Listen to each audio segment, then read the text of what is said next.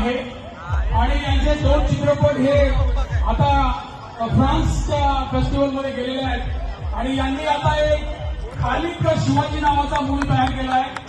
पण काही टेक्निकल प्रॉब्लेममुळे तो अडलेला आहे.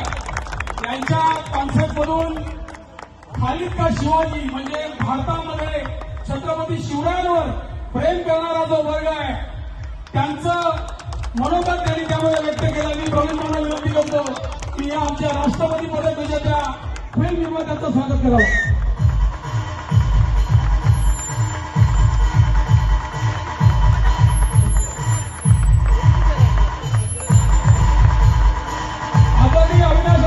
स्टेजवर या. शिवशंकर प्रजापति जी कृपया मंच पर आइए. भाऊ खालिद का शिवाजी यामध्ये जी भूमिका आहे छत्रपती शिवरायांची ती क्रिशने साकारली आहे. क्रिश स्टेजवर ये. भाऊ हा मूवी आपणास पाहायचा आहे. एक दिवस निवांत वेळ काढून येऊ कारण हा सिनेमा भारतामध्ये एक वेगळी सामाजिक क्रांती आणू शकतो अशा प्रकारचा तो चित्रपट आहे.